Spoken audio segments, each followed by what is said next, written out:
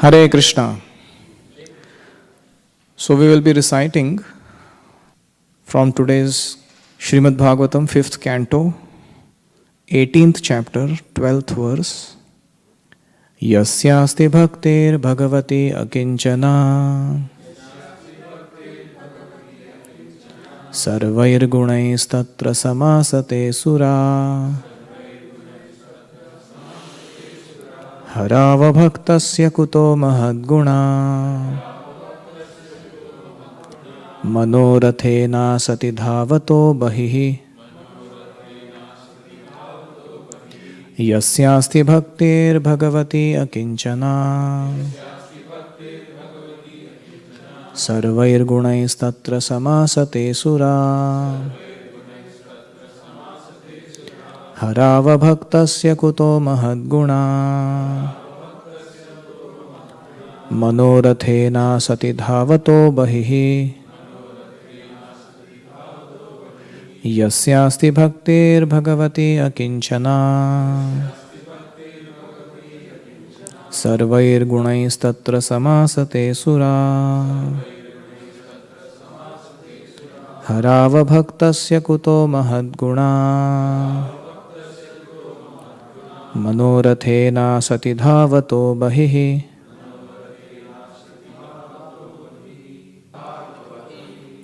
Translation. All the demigods and their exalted qualities, such as religion, knowledge, renunciation, become manifest in the body of one who has developed unalloyed devotion for the Supreme Personality of Godhead, Vasudeva. On the other hand, a person devoid of devotional service and engaged in material activities has no good qualities. Even if he is adept at the practice of mystic yoga or the honest endeavor for maintaining his body, his family, and relatives, he must be driven by his own mental speculations and must engage in the service of the Lord's external energy. How can there be any good qualities in such a man? Hare Krishna. So we welcome everyone for studying Srimad Bhagavatam. I am very grateful to all the community of devotees here and especially His Grace Vaisheshika Prabhu for giving me this opportunity to be part of this beautiful devotional experience. I have been hearing about your temple way back from last 6 years. I remember in our temple once there was a small debate that happened about whether or not Prabhupada's book distribution is important or not.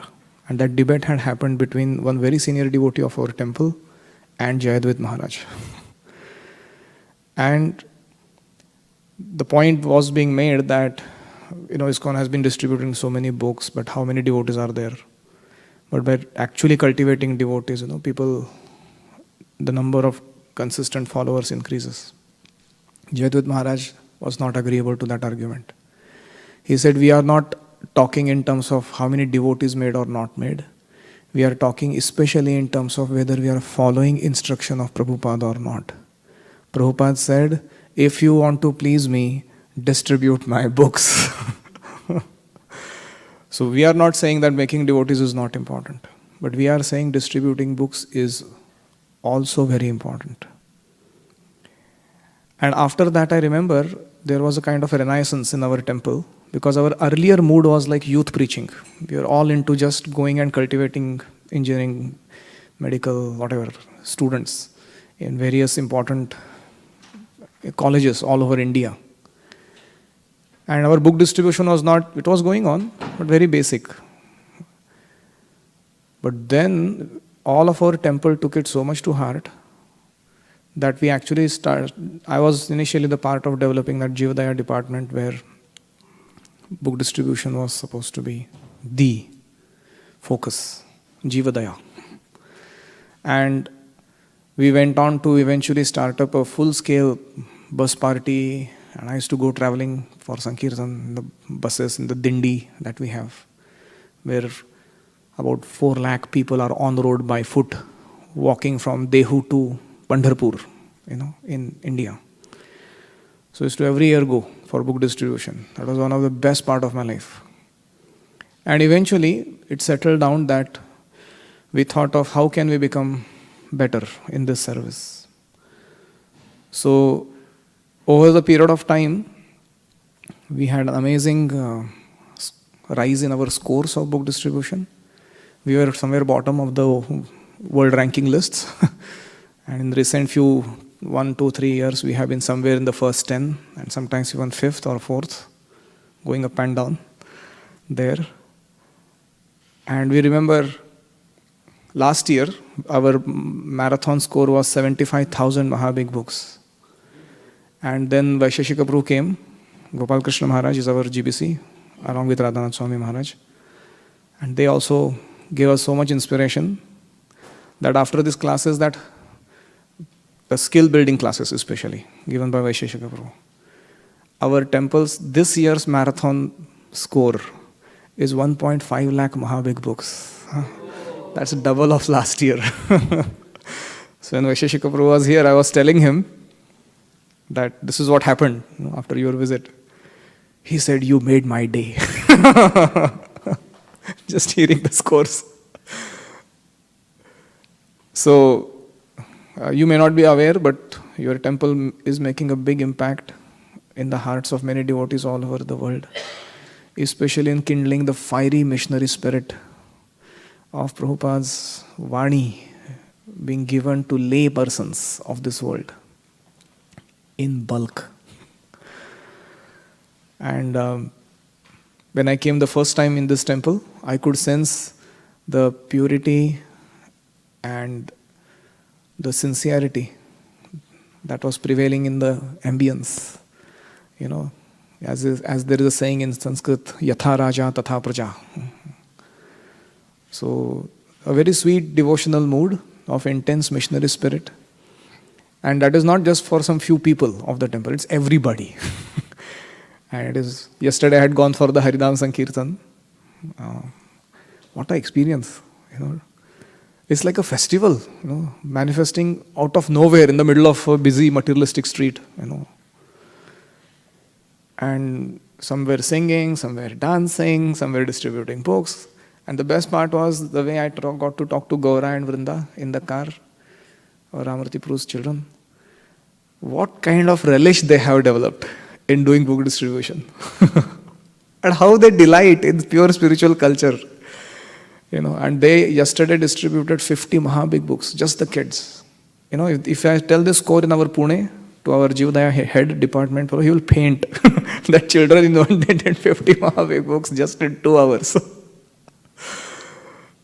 So it was so wonderful, coming here and learning these things and beholding them. So I really want to thank everyone and congratulate them for so sincerely carrying forward the mission of Prabhupada.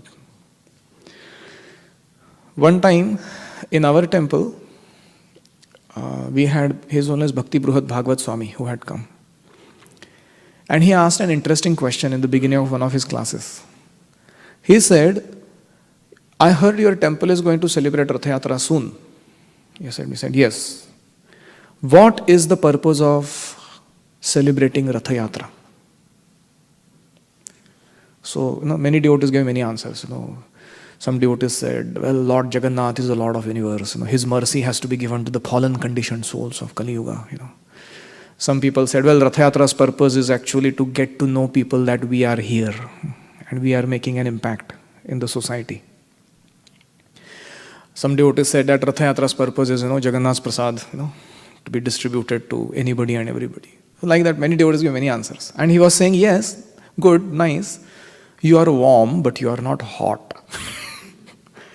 So everyone went on giving different answers. He actually wrote them down, the 40 answers that came. And then suddenly he turned the whole thing around and he said, he's very expert at this in his classes. The actual purpose of Rath Yatra is to purify our own hearts and become closer to Krishna within. All that you have said is correct. There is nothing wrong about it. But the very, very primary purpose of whatever we may do in spiritual life. And then he said, how do you go closer to Krishna? It is by only developing Vaishnava qualities. Krishna is all attractive. Can we attract Krishna by showing our money, donations that we give? Can we attract Krishna by, building big temples or, showing our strength or beauty or knowledge or renunciation? Krishna has it all. It all comes from him. What can we do to attract Krishna? So, bhakti is Krishna Akarshini. She attracts Krishna. And which aspect of bhakti? Specifically, the aspect where a devotee's qualities are attractive to Krishna. We can see throughout Bhagavad Gita, every now and then, Krishna takes a detour into describing the qualities of Sthita Prajna. There is a whole series of verses. Prajahati yada kaman sarvan parthamanogatan atmani eva atmanas tushtaha sthita prajnas tadochyate. Then you go in 3rd chapter, 4th chapter.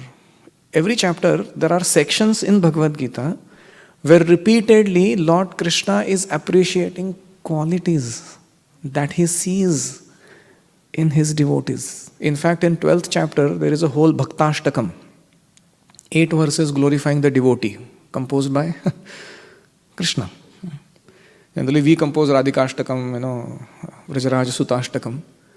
But here Krishna has, beginning with 12.13, Adveshta sarva bhutanam maitra karuna evacha nirmamo nirahankaraha samadukha sukhakshami santushta satatam yogi. On and on he goes. Yo mad bhaktas same priyaha. Every now and then he says, such a devotee who has these wonderful qualities is very dear to me. He is very attractive to me. That goes on for a long time. Then again in 13th chapter, amanitvam, adambhitvam, ahimsa, kshantirarjavam. On and on. So if you look at every practically chapter in Bhagavad Gita, what is happening? Qualities are being described and appreciated by Krishna.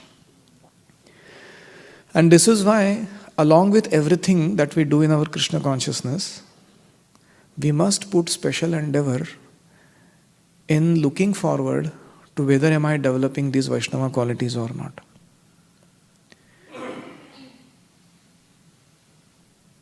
Sometimes devotees ask that question, why did you join ISKCON? So each of us will have our unique reasons, right? We'll say, I joined ISKCON, Prasad was too irresistible.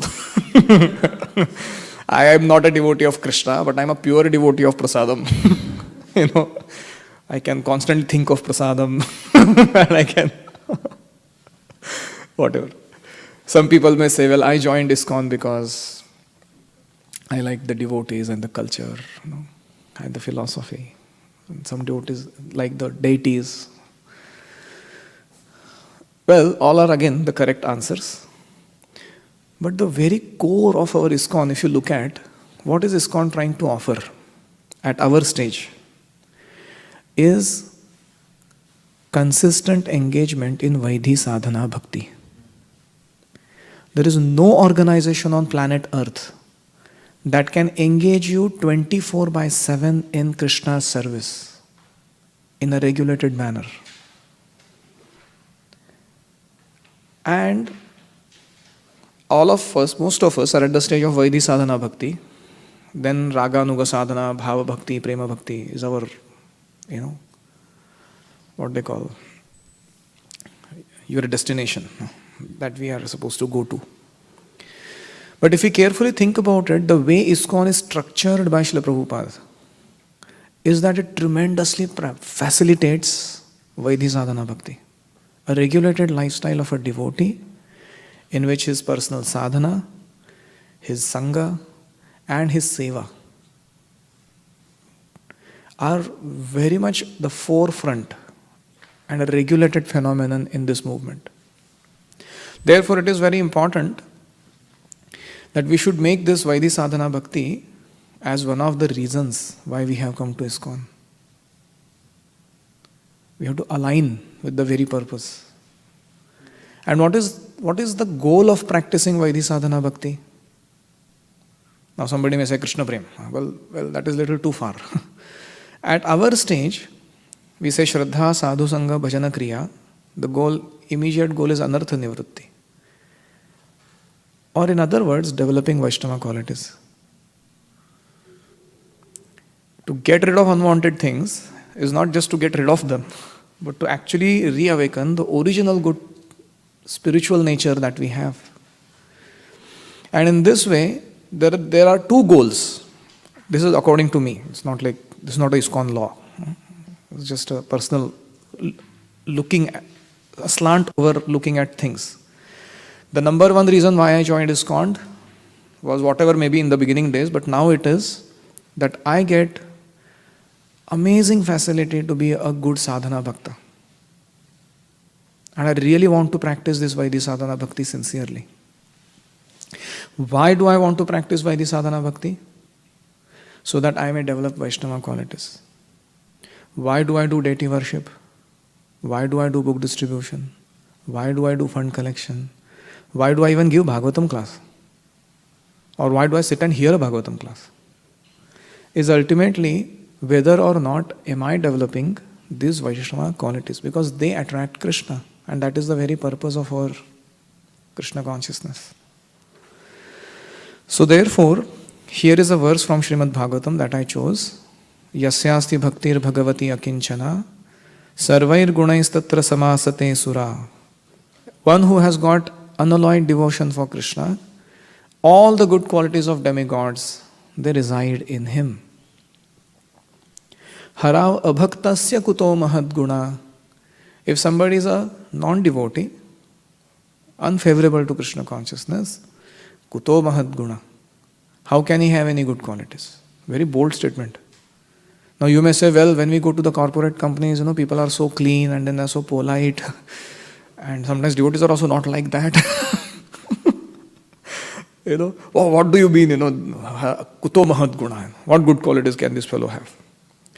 The meaning is, the reason is, manorathena asati dhavato bahir. Manoratha means the chariot of the mind. Sitting on that chariot, a bhakta is running all over the universe. His mind is not actually steady. The classic example of this is in the life of Kamsa. When Kamsa's sister Devaki was getting married to Vasudeva, he appeared to be the most benevolent and most loving brother of his sister. In fact, he was personally driving her chariot to take her to her in-laws' place. And at that time there was Akashvani, you fool, you Kamsa, you don't understand, the eighth son of your sister is going to kill you. And immediately the scene changes after that. You see Kamsa turns around, grabs the hair of Devaki, takes out his sword and about to chop off her head. And you wonder what happened to those good qualities. A minute before this person was so amazing, And now what happened? Manorathena sati dhavato bahir. Because the external world is too attractive to them, their senses, their mind is running outward through the senses to grab and enjoy material objects, people and situations. So, therefore, the so-called good qualities that sometimes may impress us, we should know, sometimes lack the very foundational basis. It can happen even to us, even after coming to ISKCON, that we may be still manorathena asati dhavato bahir. We should not assume that just because I have come to Krishna consciousness, suddenly all the good qualities will manifest. It's a hard work. So, but where there is will, Krishna shows the way. There is a way, but dadami buddhi yogam tam. Yena maham upayantite. So that is why we should practice Krishna consciousness with some of these desires in our heart. On a day-to-day basis, while we rest at night, we should ask this question: how was my performance in Vaidhi Sadhana Bhakti today? And did I really follow what my spiritual master talks about in terms of the qualities that he expects of a disciple? And where did I fail in following them? How can I become better?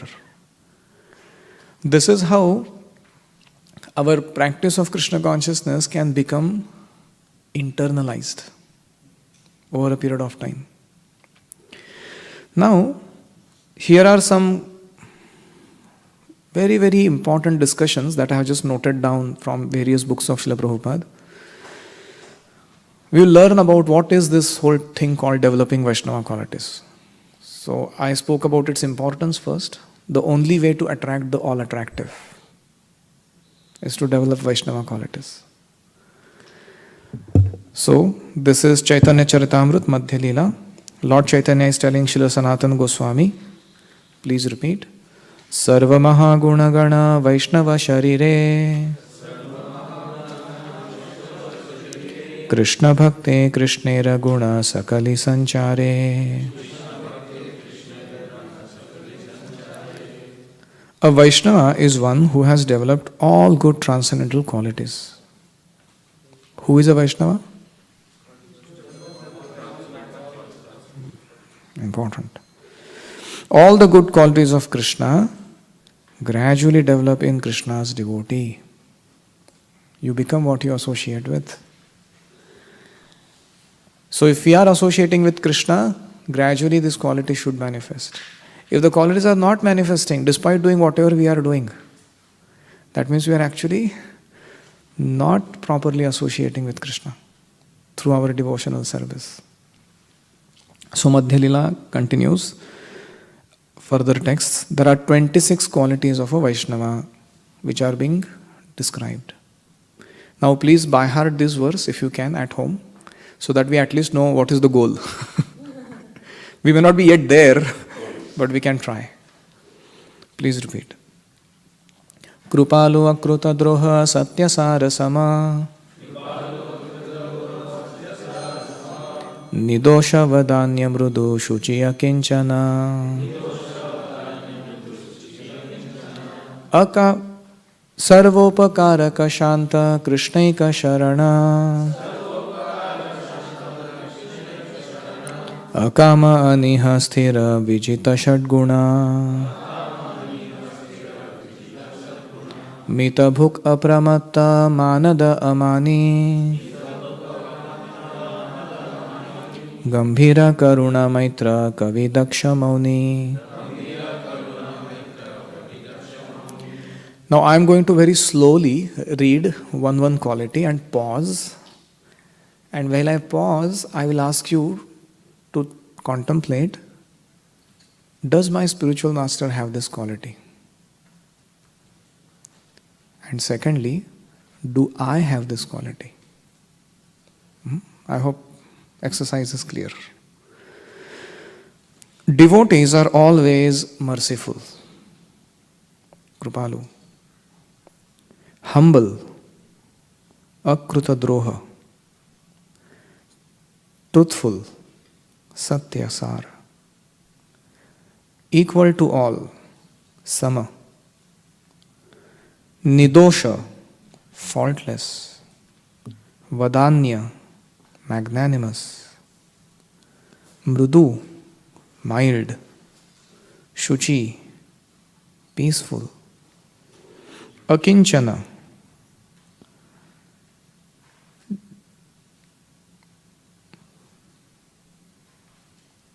without material possessions,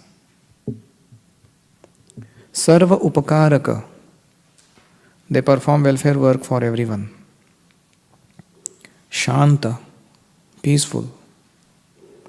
Krishnaika Sharana, surrendered to Krishna. Akama, desireless. Aniha, indifferent to material acquisitions. Sthira, fixed in devotional service. Vijita Shadguna, they completely control the 6 bad qualities, lust, anger, greed, and so forth. Mita Bhuk, interesting, they eat only as much as required. Apramatta, they are never maddened by pride. Amani, they are always respectful and don't expect honor for themselves. But Manada, they respect others. Gambhira, grave. Prabhupada says Gambhir, grave gravity in thought means to always think of doing good to others. Karuna, compassionate. And I think that Apramatta has come below without false prestige. Maitra, friendly. Kavi, poetic. Daksha, expert. And Mauni, silent. No nonsense speaking. So, how did you find the exercise? What do you say? Do your spiritual master have these qualities? Yes. So, this is also one very important contemplation. As we go through the day-to-day services and practices, we should head towards this direction to try and develop these qualities. So in the verse that we recited, Yasyasti Bhaktir, it is said that in developing Vaishnava qualities, you don't have to do anything other than practicing Bhakti Yoga sincerely. It's not that you have to go and read some self-help books or go and join some other, Vipassana meditation or all other forms of, skill building programs. Not needed. If your service demands with the permission of your spiritual master, you may. But simply by regulatedly practicing devotional service, spiritual culture, one can actually develop all these qualities. So, these are the 26 qualities of a Vaishnava, of which one is a primary quality called Krishnaika Sharana. And the remaining 25 are called secondary qualities. They are byproducts of this one quality. Sometimes in our preaching we see that usually we try and impress people with the ISKCON's grandness or prasadam, taste, etc. They are valid ways of attracting people to Krishna, no problem.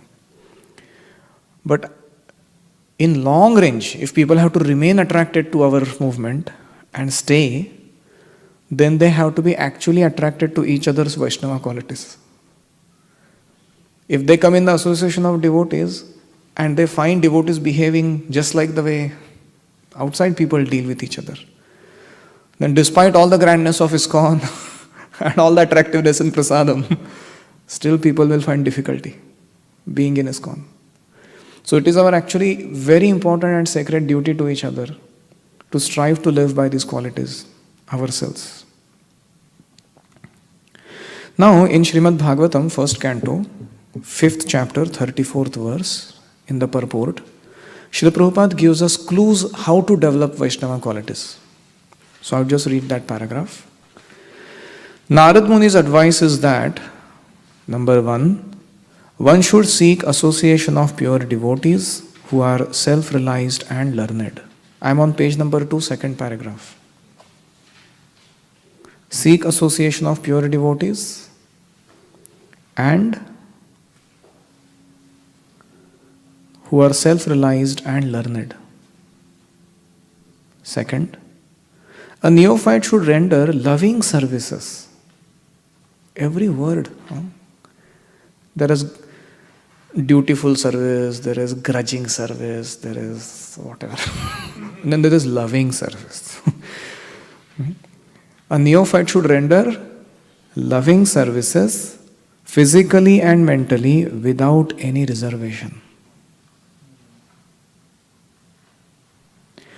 With this type of service attitude, you please the great souls. They give their mercy, which injects the neophyte with all transcendental qualities. What an interesting line. Just like you go to the doctor and he gives an injection, you get vaccinated for So in association with pure devotees, by service to them you please them, and that well-wishing feeling that a Vaishnava develops in his heart towards a devotee through glance, through physical touch, or through words, or sometimes the hearty feelings in their heart. Such a wonderful devotee is this person. These are the means through which the mercy gets injected in the devotee. And that's why we all aspire to get a glance of our spiritual master, his touch, his Vani, instructions, and through our sincere service that we do, his heart being softened towards us with sincere well-wishing feelings. This is how mercy gets transmitted. And what happens when the mercy comes, the descending mercy? We develop transcendental qualities.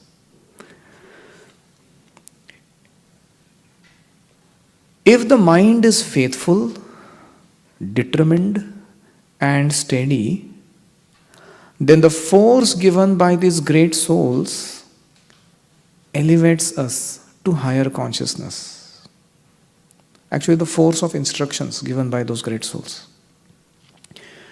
So you can imagine if there is a fulcrum, and on top of the fulcrum there is like a seesaw. You are sitting on one side, and the spiritual master's instructions are. This fulcrum is compared to the mind. So the mind has to be faithful, steady, and determined. वो fulcrum steady रहना चाहिए. Then the force of instructions that you hear gives you higher elevation in Krishna consciousness. Sometimes you don't need to do anything to develop Vaishnava qualities. You simply need to sit and hear with rapt attention the words of the spiritual master. And automatically, by hearing, the spiritual mercy enables us to develop Vaishnava qualities. Of course, we should do seva. But this is the power of hearing in Krishna consciousness. You can think of it. Shukadeva Goswami was one of the 60,000 sages that was sitting somewhere in the corner on the bank of Ganga when Shukadeva Goswami spoke Bhagavatam. And simply by sitting and hearing the whole Bhagavatam, here is now,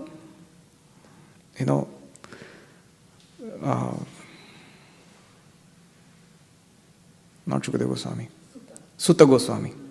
Sutta Goswami, he has developed his realizations fully about Krishna, that he is able to speak those instructions now to Shaunakadi Rishis.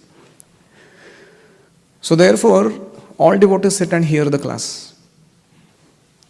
But then there are those who hear, in the sense that there is a heart transformation that they experience. Usually if we hear a class with certain sincerity, of submissiveness, then we can actually experience far more transformation. Sometimes the speaker may not be so intense about making a point. He may be just speaking it, like, you are not the body, you are spirit soul. And sometimes the speaker himself may go and look in the mirror and forget that this is not me. And he may start combing his hair and pampering his body a little more elaborately. But somebody sitting in the audience can hear it with earnestness and they may experience heart transformation. So sometimes we borrow from the speaker transcendental realizations that may or may not be necessarily part of their system. If we hear the message of Krishna, which is unadulterated, that they are speaking, with rapt attention, and that is the power of hearing. So this is Prabhupada's model of how to develop transcendental qualities. What is the model? Associate with self-realized and learned pure devotees of the Lord. Render service physically and mentally without reservation, loving service. And please the devotee by that sincere attitude, service attitude, and their mercy will come in your life through various means. That's the way you develop transcendental qualities. Now there is a second model given by Ramanujacharya. Ramanujacharya has also given us 3-tier formula. One is intellectual. In this intellectual level, one studies scriptures very diligently. Because studying scripture is also associating with Krishna. Bhagavad Gita is not different from Krishna. So by studying scripture very deeply, we develop transcendental qualities. Second is cultural. Of course, not just studying scriptures. More important than just studying is recitation and discussion. So that day when I came, I liked that model of study. Vaisheshika Prabhu was sitting and speaking, from Bhagavad Gita verses. And in between he would pause and ask, so what did you understand? And everybody sharing, what they have appreciated in the study that day. And then there would be a discussion. Actually, this is very important. And you can see that when we do that regularly with the devotees around, we develop such relish and application in Krishna consciousness. The second is cultural. If the culture prevails strongly, then it has an impact on one's elevation and consciousness. Culture is so powerful that sometimes without our knowledge and consent, it does some things to our consciousness. Either elevates it or degrades it. That's the power of culture. So therefore, we have to create a community of Vaishnavas in which this Vaishnava culture is so attractive, so pure, that simply coming in that setting, people feel, wow.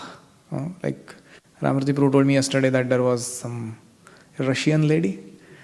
She was watching our Harinam Sankirtan and she took some books. And she just sat down there, mesmerized, looking at the whole thing. And then he was talking to her. She said, I cannot tell you. I have been studying Vedas on my own with some teacher that I have. But what you are doing here on the street is so attractive. I am just not able to go anywhere. And I was remembering that verse, Bhagavad Gita, Krishna is saying that Riyate avashopi saha, yoga bhrashtaha. When he comes back in the association of devotees, he becomes helplessly attracted. He himself doesn't know why he has got attracted so badly. So she was like that. So this is the power of culture. It is not that we have preached to her and told her some philosophy.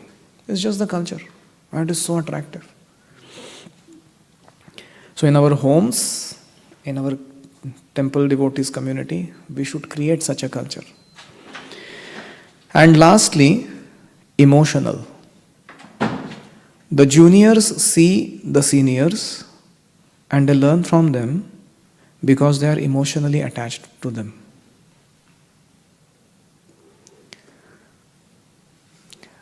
One time, Satswarup Maharaj was serving, I think it was in San Francisco, that he was worshipping Jagannath, Baldev, Subhadra, the original first deities of ISKCON. 1 year he was serving them very faithfully after his Brahman initiation. After 1 year, he sent a letter to Srila Prabhupada asking, Prabhupada, can I know who am I worshipping?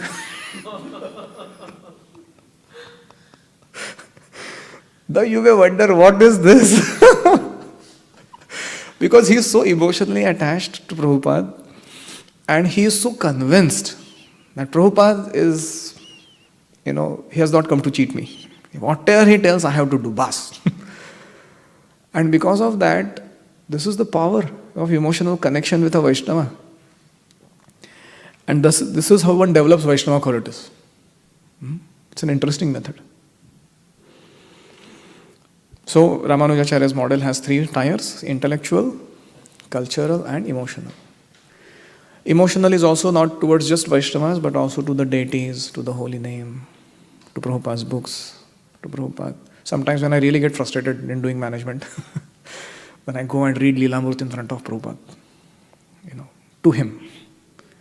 And then while reading, I suddenly realized that my problems are actually insignificant. I get too disturbed by small things. Prabhupada had to go through so much. And then you come back again to do your service. So you have to cultivate a certain type of emotional attachment to the pure devotee of the Lord. So this is the second model. Now I will speak very briefly about some 5 practical steps we can take to develop Vaishnava qualities.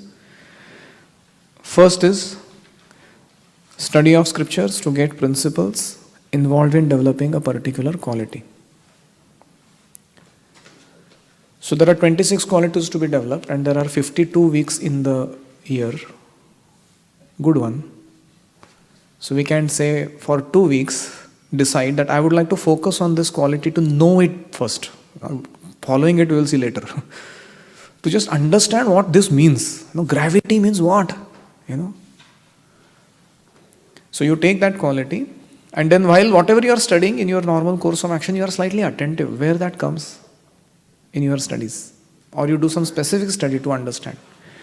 For example, gravity, which is do not think of sense gratification. That's called gravity. One definition. Or humility. Don't be anxious to have satisfaction of being honored by others. Then, to develop an understanding of how to apply these principles, study the life sketches of the devotees mentioned in the scriptures and also of contemporary devotees. So we understood that gravity means not think of sense gratification. Humility means this. But that's theory. If we start becoming thoughtful, we will see there are great devotees who have exhibited those qualities. And sometimes there could be contemporary devotees around us who have those qualities, but we have not kind of picked it up. So we should start doing that. Observe or hear about and learn. Second, look for Vaishnava qualities in others.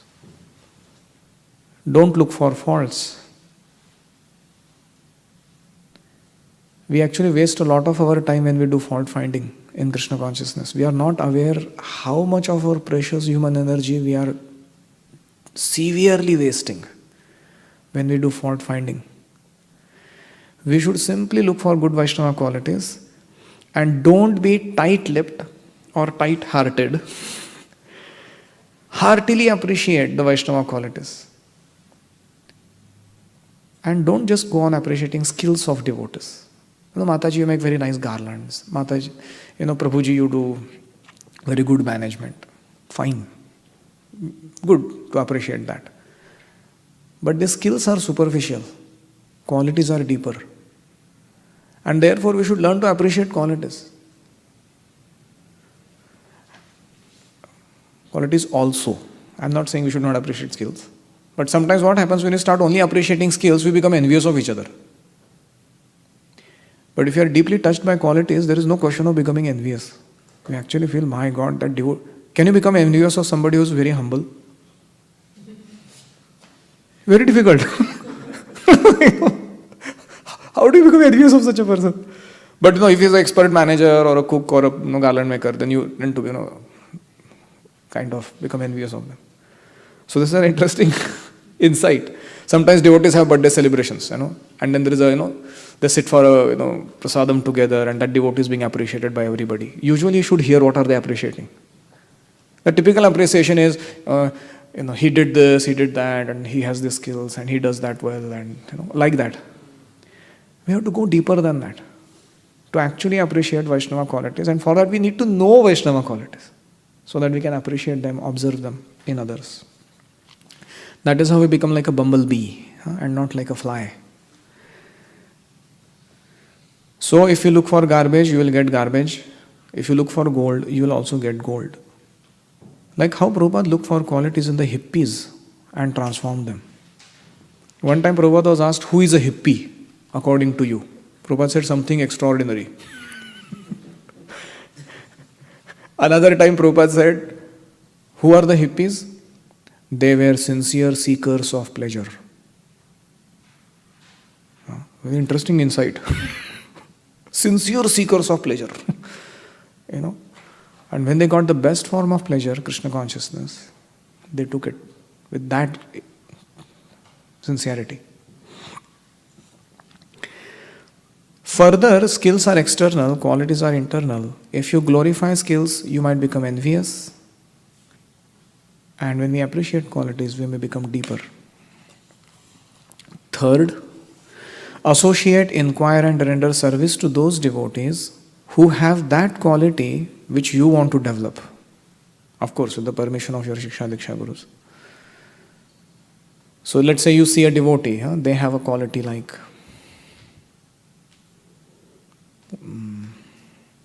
gravity or akrutadroha. They just don't retaliate. Our tendency, small thing, some injustice, big retaliation. But there are devotees, so many terrible things happen to them, but they keep quiet, put their head down and go on doing their devotional service without making sound. And you wonder, my God, what is this? So, associate, inquire and render service. Pranipata, Pariprashna and Seva to such souls, because we get those qualities from them. Fourth, keep a journal in which we mention our successes and challenges in practicing a particular quality. So for 15 days, if you are contemplating on a particular quality, you may write down in a journal. Today I was successful in 1, 2, 3 situations and miserable failure in another 2 situations. We have to become, as they say, contemplative sages. Srimad Bhagavate Mahamuni Krute. Mahamuni means highly contemplative. Vyasadevas. So we have to become like that. Why write? Writing helps one become organized in one's thoughts, words and actions. It helps make our intelligence act as a counselor of our mind when we write things down. You can ask questions in between, in case it's too intense or something not understood. Then question. So, Prabhuji, you said how when the spiritual master wishes good for you or he's pleased, then you get the thing. But if we see in practice, with ISKCON growing so much, we don't know whether he's pleased with me or not. Yeah, I know, because and even devotees who are with me, like immediate seniors, they don't have time, you see. So, but at the same time, through what medium do I know if I have pleased Vaishnavas or not? From our Diksha Guru, we can have a clarity. From our Diksha Guru, we can have a clarity of who is the Shiksha Guru they want us to be under. And try to please this person who is a representative of our spiritual master. Sometimes there could be multiple Shiksha Gurus we may have for a particular field of our service, but there should be one reference point. Another is, I had this similar problem. I didn't know whether people are pleased with me or not. So my Shiksha Guru is Radheshyam Prabhu. So I was not knowing whether he's pleased with me. I'm doing so many things and whether they are in the right track. So one day I just went up to him and said, Prabhu, I have an issue. I don't understand whether I have pleased you or not. And it is very difficult to regularly meet you and ask you this question. Are you pleased with me? Are you pleased with me? Like that. So what should I do? So he said, well, if I'm displeased with you, I'll call you and tell you. And if I'm not telling you, you can safely assume that I'm in general always pleased with you. I said, wow, big relief. So,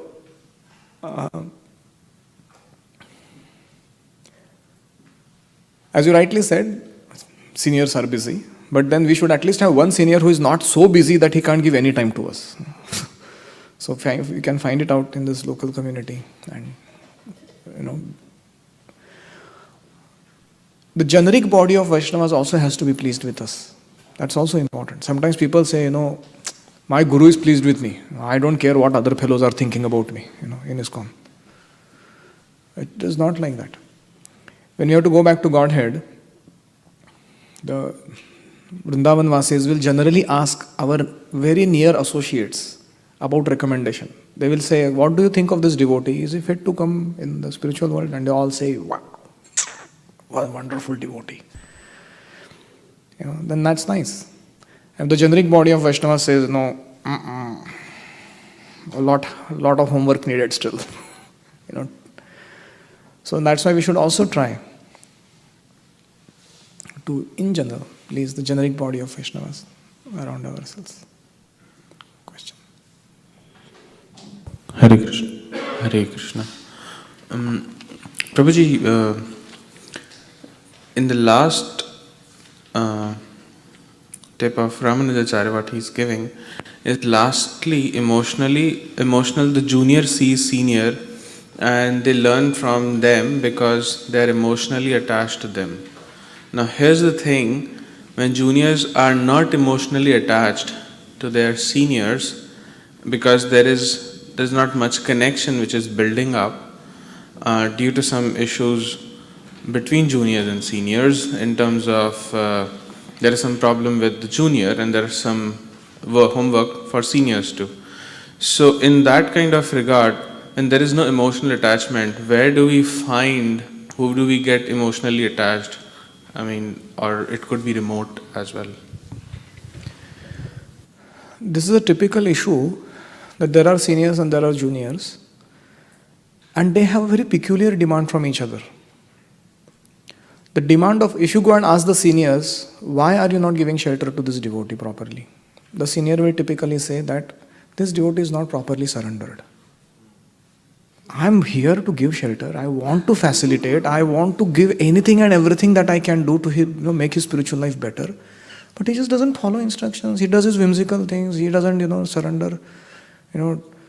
So I feel awkward being in this relationship. Now you go and ask the junior, "Why Baba, what is your problem? Why don't you surrender?" "Prabhuji, I don't feel sheltered.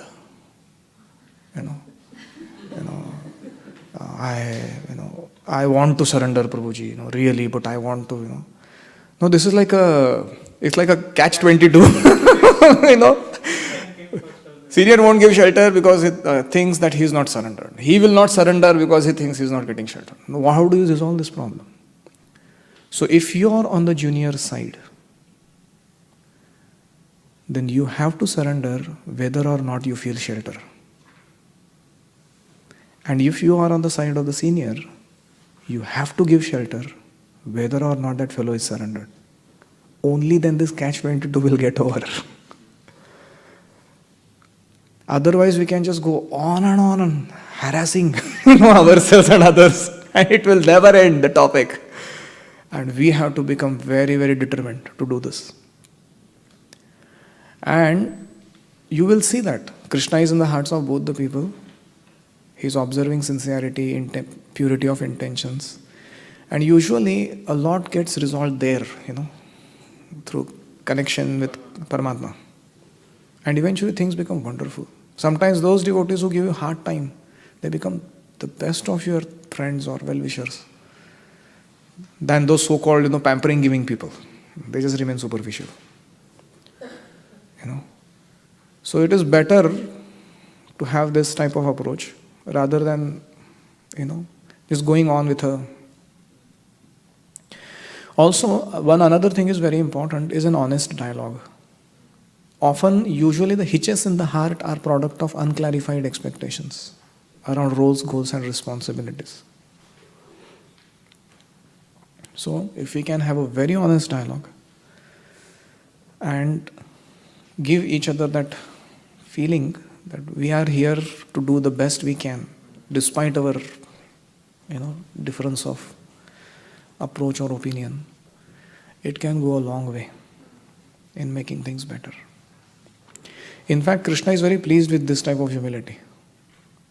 And he can give so much mercy for such a, what we call sincere, humble approach, that we may not get that much mercy with other best endeavors that we may do in our life to do something. We hear in the Prithu Maharaj and Indra's pastime how Prithu Maharaj was right and Indra was wrong. And still, Vishnu told Prithu Maharaj, you don't do your sacrifice. You cooperate. And I give you the credit of doing that sacrifice without doing that sacrifice. You know. And Prithu Maharaj agreed. And His Holiness Radhanath Maharaj mentions that lakhs of years down the line, whom do we respect? We respect Indra or Prithu? We respect Prithu Maharaj. Maharaj said that how Prithu is a champion of character and Indra is a champion of accomplishments. So people's accomplishments may impress our mind, but usually kindle envy. But people's character goes deep to the heart and it affects very deeply. I'll take questions a little later. I'll just complete this few points that are just remaining. Now the fifth part. So first 4 parts are like our endeavor part. In Damodar Leela there is endeavor and there is mercy. So the first 4 things that are written there, they are the endeavor part, and now comes the mercy part. Unless Krishna gives his mercy, we are not going to get transcendental qualities. Offer heartfelt prayers. Make a compilation of your favorite ones to the deities, to your spiritual master, and to other devotees for their blessings so that you can develop these qualities.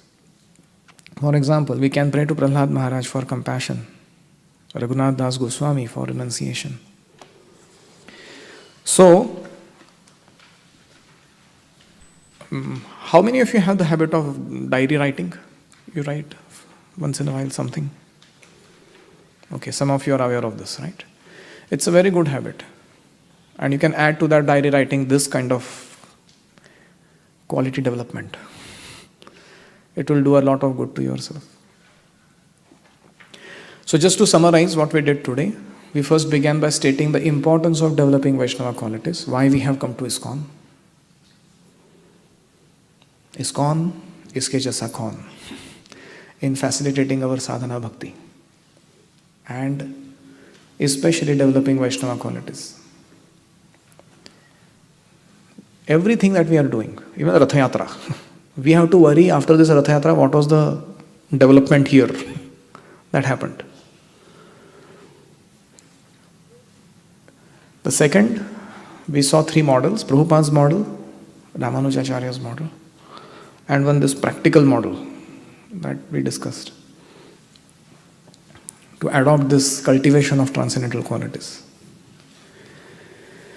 And now, in the last part of the session, there are certain criteria which we should work on as a preliminary exercise to develop mental stability. So that is page 3.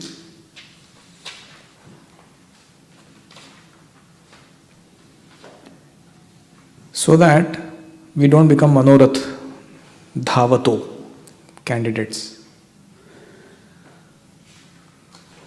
And these are given by Bhaktivinoda Thakur. There are 11 of them. I give you 2-3 minutes to just peacefully read them. And if you didn't understand or you need explanation, you may ask.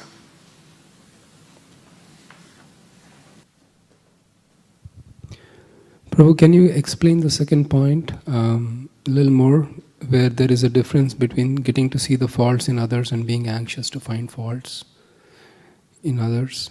If you could just shed more light on what's the difference.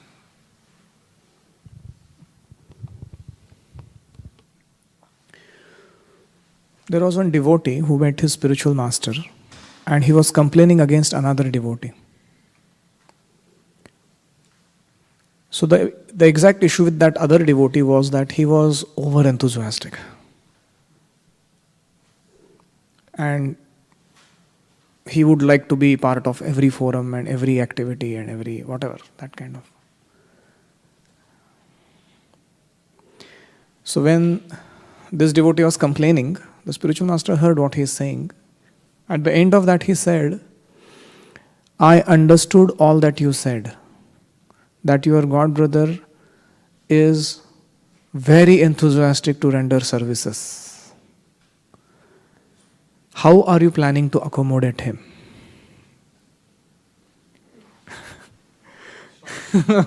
And that was like a shock because he was still then thinking that by this complaining, spiritual master is going to do something to him, that kind of like that. So it was like, when he asked that question, so here is a devotee who has some nature or whatever. So how are you, because you are so-called senior or whatever, you are the complaint giver, how are you planning to accommodate him? And that devotee was shocked, and then he started thinking in that direction. He actually, told him, maybe these are the forums I can create and give him, or these are the activities that can be, slightly adjusted, all that. So sometimes in our case also, when we are getting to see faults, we cannot sometimes avoid because they happen around. But anxious to find faults, that anxiety leads to bigger problems. Yes, bro. It's on. Prabhu, you mentioned about writing journal, and there was a time when I was doing that, and I used to contemplate more, but my question is, how do we avoid becoming proud when we see some good quality in ourselves? Let's say I was good at something today, but then I tend to think that, oh, this is great, and next day I will start my day with that feeling. And it is coming, the way where I'm coming from is, you also said that if we simply follow the principles of Krishna consciousness, then we will develop these qualities. So how does journal writing fit into that? You've seen kaleidoscope? The rays of the sun enter through some small hole, and inside glass pieces they become very glitteringly attractive. So whatever so-called quality we exhibit, we should always know is the borrowed plume. It is Krishna's transcendental ray of qualities reflecting through me. They don't actually originate in us, those qualities. They originate in Krishna. And we are simply in the dark sphere of material world, sometimes showing a glow. Why? Because we have a connection somewhere with Krishna, and those qualities are reflecting through us in the world around. So what is there to be proud about? Even if we have some good, so-called, we are thinking like that, I have a good quality, I do this, I do that. So we can know that anyways doesn't belong to me. What am I proud about? We should generally think, not because of my preaching people are becoming devotees. We should think, in spite of my preaching people are becoming devotees. Sometimes people say, because of me you are standing in bhakti. What kind of craziness is this? In spite of me you are practicing bhakti. That is how we should think in our heart. So the interesting quality of this Vaishnava qualities nature is that the more you have them, you think you don't have them. And this is one mathematics I have yet not figured out how it works, because I don't have them. Those who have the qualities, they think they don't have them.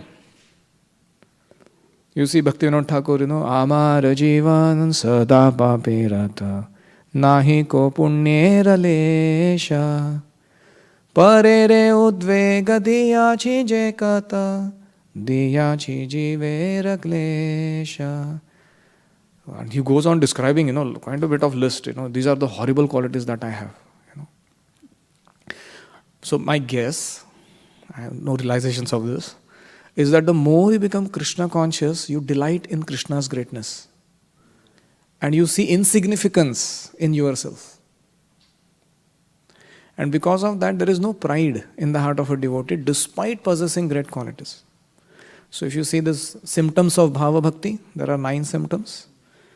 What is that?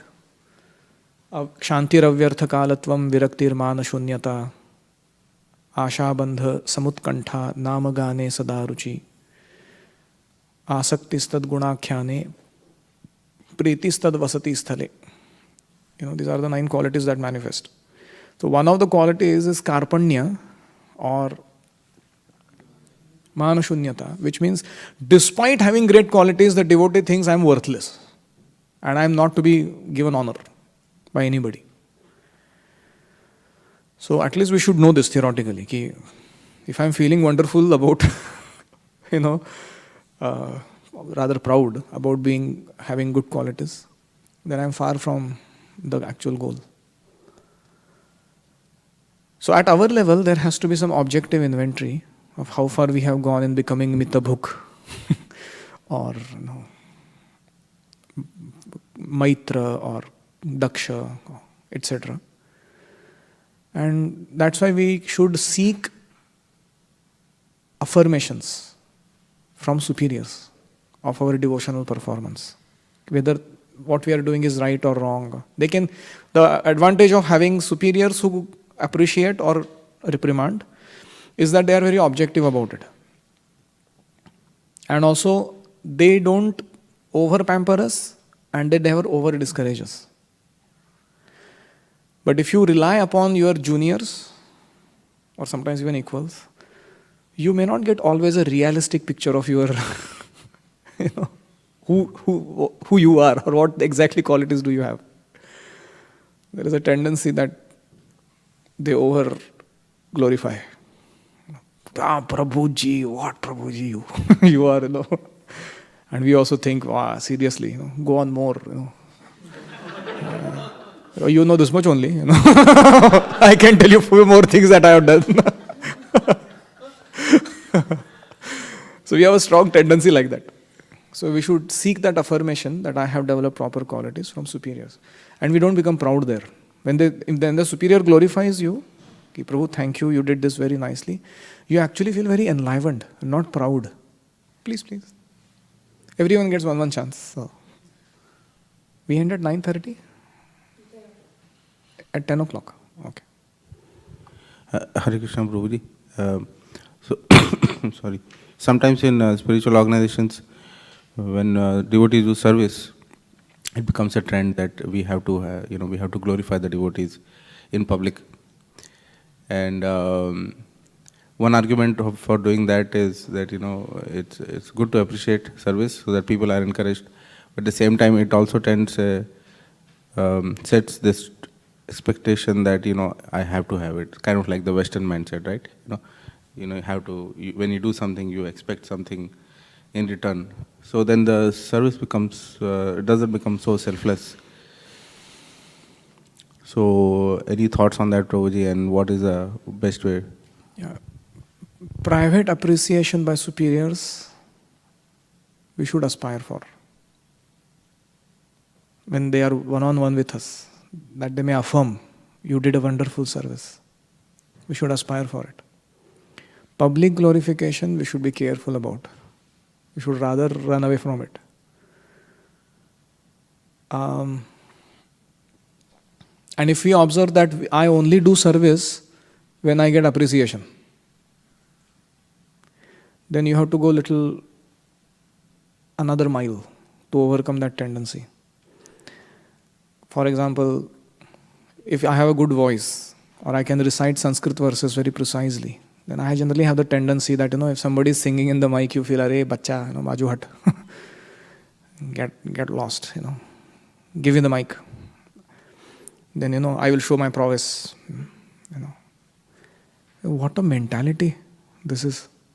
So I was sharing with some devotees recently that one time there was one devotee singing Brahma Samhita and he was making all mistakes in pronunciation. And I have a pride of Sanskrit pronunciation. So I was thinking in my heart, hey. So I went and told another senior devotee, Prabhu, that devotee, you tell him, give the mic to me. I will sing. And this senior, he laughed and he said, Krishna can hear your Brahma Samhita prayers even without the mic. It was like a slap. And I was like, ah. And I really became serious after that. I sat down and thought, what am I doing? Do I want to please Krishna and attract him? Or actually, this is such a rascaldom. You think of it. You use Krishna's mic, you use Krishna's Brahma Samhita, you use Krishna's temple, you use Krishna's devotee, and then project you. instead of bringing Krishna in the assembly and glorifying him. So I became so, first of all, I became very frustrated. And for a few days, just one slap I got and I became a little down in spiritual life. I was feeling, what did I do and how can I be so terrible? And many days went, speculating about, how to overcome this trauma. I have this major anartha, seeking pratishtha, or glorification. And then it just didn't work for long. Then I talked to another devotee. I said, Prabhuji, I have this problem. I like to sing in the mic and play the mridanga, and recite the shlokas. What should I do? So he gave me an idea. He said, just stop doing it for a while till your mind calms down. Whether somebody gives you that opportunity or not, you don't hanker for it anymore.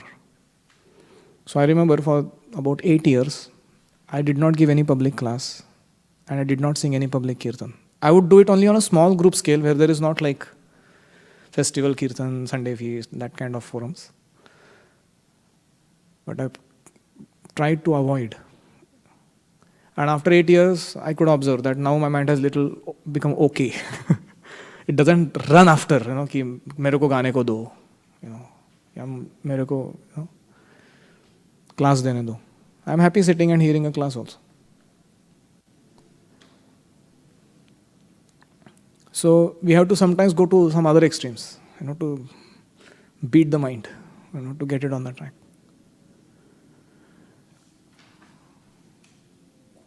I don't know what I said, a little too personal, I think.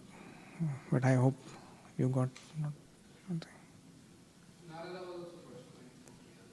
Oh, okay. Yes, bro. Hare Krishna, Prabhuji. Thank you for a very wonderful class, Prabhuji. There are a lot of takeaway points from me personally. One question I have is,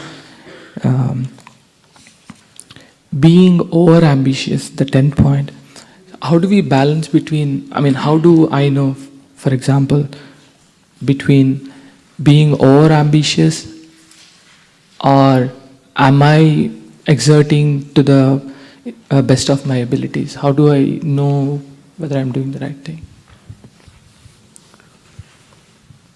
If you look at the desires of all acharyas, including even Prabhupada, they may not just sound over ambitious, they are just wild. I don't know what to call it. Chaitanya Mahaprabhu has said, no prithviti acha jat nagaradigram, sarvatra prachar hoi bhimor naam. So one time Prabhupada, this one God brother, they were discussing this verse. And that God brother said, Mahaprabhu has said this and our Guru Maharaj, Bhaktisiddhanta Saraswati Prabhupada, also keeps talking about it. I don't know when is this going to happen and how is it ever possible to happen. And then Prabhupada became very silent and grave. And he said, someday some fool will do it.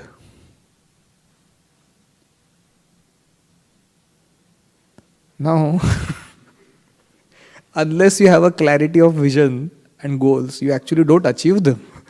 I say like just something happens like that. So a Vaishnava, his desire is always very ambitious. So usually it is very difficult to figure out whether our ambition is Krishna-centered or self-centered. So we are not now talking about big ambition. We are talking about first the premise of that ambition. And this is where we certainly need help. So we should try on many levels. First is self-analysis. If we are very sincere and honest with ourselves, and we are really practicing sadhana bhakti with earnestness, then the Lord in the heart will tell us, you are going off, you are not doing right. Another is called peer analysis. We can ask our equals, do you think these goals are over ambitious or they are practical? We can get them done. And third is superior analysis. So we can ask. So there are two golden words in this creation. One is called balance, another is called consult. So usually when you come across this kind of extremes to choose from, we should do these two things. You first balance it out in your own head. without going to any extreme. And if you can't, consult.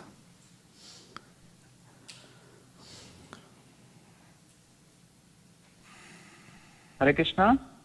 Yes. Oh, I'm not accustomed to Akashvani in my class. I'm sorry, I got a little scared. Please tell me, how can I serve? Hare Krishna Prabhu, Dhanvakram, this is Harivamsha Das. Yes, Thank you Harivamsha. Prabhu for wonderful class and especially forcing us, especially me, to be very contemplative. I have a question. You mentioned in the beginning of the class that like you mentioned the example that how when we are going to Vrindavan, then the Vaishnavas will ask a recommendation, is this devotee good? Should he be allowed? And the point which you were mentioning was that we should also please the general body of Vaishnavas in addition to pleasing our Shiksha and Diksha gurus. Yes. I have a question that while we really strive to please everybody, almost everybody, it is very difficult. Yes. And also, as they say in United States, the saying is the stuff happens. So things may not move without friction, and it is very difficult. So can you please elaborate when you say the general body, what does it mean? Does it mean in the purview of our services? Does it mean our peers? Does it mean only a select few Swajatiya like-minded? If you can please elaborate, because my tendency is that I please everybody, but it doesn't happen, and then I get frustrated, and then things happen, and then I try to get disassociated. So how to maintain, as you said, the balance. So thank you, Prabhu. When we say generic body of Vaishnavas, it means the very 8-10 devotees that we regularly interact with in the course of our services, sadhana, or just being part of a temple community. It's not that we associate with like hundreds and 200s of Vaishnavas. On a day-to-day basis, or maybe at least weekly basis, there are about 7-8 devotees that we regularly touch. So that's the generic body of Vaishnavas. Because we are not Krishna in our ability to please everybody. We have limitations. Another is that, so if there is some tiff that happened between us and another devotee, then usually we should, as Bhakti Tirtha Maharaj says, see ourselves as the first reason of conflict, not that person. And from our side, we should try to seek forgiveness or set right the situation. If not in regularly dealing in a service with them, but at least in heart of hearts, not having any grudge against them. At least to that extent, we should try to, so to say, pacify. It should not happen that we have created such an animosity with another Vaishnava that. So this is second type of attempt. And the third is when there are sometimes really very terrible clashes, or we are being badly misunderstood, or we have badly misunderstood somebody else, then we can simply take shelter in Krishna, in the holy name, in the spiritual master, and through them keep on sending the plea that, please help set right the heart of this Vaishnava. I don't want to carry the guilt or the grief of having hurt another Vaishnava in my heart. So sometimes it's a long howl. Long howl means it takes a long time. Just like when Vali and Sugriv had a problem. It was initially very insignificant thing that it started with. Vali went into the cave to fight a demon, and then Sugriv put the boulder on top. And Vali misunderstood what Sugriv did. And then they had such a long-standing quarrel going on between two of them. And Sugriv just couldn't sort it out for a long time. And when later on Vali gets killed by Lord Ram, at that time Vali asks, what happened? Why you did this? Then Lord Ram gives him the whole explanation of things. And then he pacifies Vali's heart so much that Vali hands over his own wife to Sugriv and his son to Sugriv, saying that you take care of them. And without any envy in his heart towards Sugriv, he goes back home, back to Godhead. Now, can you imagine how long can sometimes something take to sort out a heart problem that can happen? And usually it is the Lord who can do it. we try our best, it just doesn't work. So of course, so these are various grades of situations and we should try. Thank you, Prabhu. Thank you for very comprehensive and very practical answer. Thank you very much. Thank you. So I would like to conclude the session. There are some homework items here given. Why am I telling you to memorize the 26 qualities? Is because that's our goal. Of course, you may think that, okay, memorization is a difficult work. That's fine. There is a nice book by Satswarup Maharaj on 26 qualities of a Vaishnava. If you can procure it from somewhere, you can read it. It's a very nice book.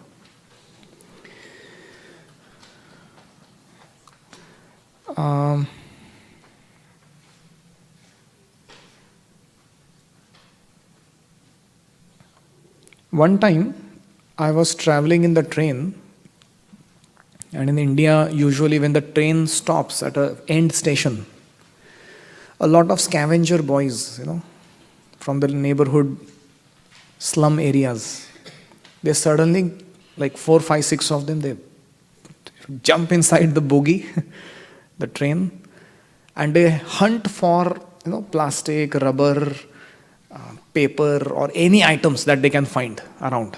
And sometimes it's very dangerous because they steal your things, or they may start quarreling with each other, over a particular chappal, that was torn and lying there, and somebody saw it first and somebody grabbed it first, so then there is a big quarrel. And one time it happened like that in front of me only. I was a little late because I had so much of cartons of books and paraphernalia and everything to shift out, that my personal luggage was remaining behind. So I went to pick it up and all these fellows got in from both ends of the train. And then there was some fight that broke out between them. And what was the issue? That I saw that tuta hua chappal first, and I grabbed it first. And it belongs to me, I'm supposed to carry it in my bag. You are not supposed to take it away. And a big fist fight, going such bad words, hatred, towards each other. And I was sitting there, I was like, "Arey, what are you doing?" I tried to separate them. They were not in any mood, to look anywhere. So anyways, it broke out, and then somehow people dragged them out and they kept quarreling for a long time and they went away. When I got down from the train, I was first of all feeling very bad about it, what happened, and I was thinking how we also are like the scavenger boys. In the material world we come and we are actually looking forward as our ambitions to very insignificant things in this world. Material objects and situations and gadgets and jobs and positions and everything else. And in the course of our wanting something, if there is another person who clashes that we come across, we become so hurt, egoistic, that we really take so much headache in our life to fight with them, quarrel with them and get it back and all that. But if you really think what it is that we are really doing it for. So generally there is lust, anger, pride, greed, envy, illusion. These are the leftovers everywhere in the material world. And people want to become more lusty than another person, more greedy than another one, more, And in order to prove that worth to each other, they quarrel. So this is called scavenger business. Running for anarthas to grab them, valueless things to grab them. And then when other people compete with you, you become quarrelsome with them. Instead of just going and doing the right things to gather the artha in life. How does artha come in life? By following dharma. If you don't follow dharma, you get anartha. You may get money, but that money brings a lot of problems. So there is a connection between following dharma, laws of God, and getting artha, value in life. Meaningfulness in relationships, abundance in natural resources, sanity in personal mind, heart. So that's real artha to get after the dharma being followed. So our goal in our life, our heart is like a bag. We have to decide whether it is a scavenger's bag, in which we want to put anarthas, or we want to make it like a treasure chest, where we go on collecting Vaishnava qualities, wonderful realizations, learnings from other people around, and store them in our heart. And the more we go towards becoming a treasure seeker, the more we actually make our spiritual practice hassle-free. A lot of troubles we save for ourselves. Especially a lot of adi bhautik misery we save for ourselves. So that's why there is that second homework that says about write down various analogies from the example of scavenger. So who is the scavenger? The living entities, all of us. What is the bag? Our heart. And what's the ingredients? Anartha or artha? What do you want to collect? And what is the quarreling between those scavengers compared to? The competition in the materialistic society, or sometimes even a devotee society over materialistic issues. So that is the analogy. Okay. So thank you all very much. I sincerely seek your prayers and blessings that I follow what I teach. Although these contemplations may be wonderful to develop, but to live by them on a daily basis is a very big challenge. So my coming here was an inspirational exercise, because every now and then we need some boost, to go back to the basics. So when we come across other devotees who are trying to develop similar culture, it gives tremendous security and also inspiration in the heart to go on doing the right things. One good thing about Krishna consciousness is whether we are failing or not, we are failing in the right place. Doing the right thing amidst the right people. So, no problem. It's nice. So we should not get so discouraged that, oh, I'm failing, I'm not developing Vaishnava qualities, I'm not this, I'm not that. No problem. In any case, whatever we are right now also getting is far beyond what we deserve. I never desired to be a spiritualist. I was headed for becoming some car designer or something. And I never desired Krishna in my life or, all this. It is some Vaishnavas who intensely desire to give me Krishna, because of which I have landed up here, becoming this kind of person. So already we are billionaires, without the qualification needed. We are already a lot, far more than what we actually deserve. So we should not become too disappointed in spiritual life. Sometimes these discussions of qualities can be discouraging, because we really get to know the gap between the real and the ideal. So that's why I'm ending with an encouraging thing. That okay, we are failing, we are terrible in our failure, but at least we are failing in the right school, in the right standard, under the right teacher, doing the right course curriculum. That's good. It's not something so bad. And I'm hopeful, as our ISKCON society is growing and our leadership is really working hard, the maturity is slowly picking up in everything. And it is so wonderful to connect to each other and to share, and then to do wonderful service contribution. Thank you all very much. Srila Prabhupada ki jai, Srimad Bhagavatam ki jai, Samaveta Bhakta Vrinda ki jai. Gaur Premanande Hari Hari Bol.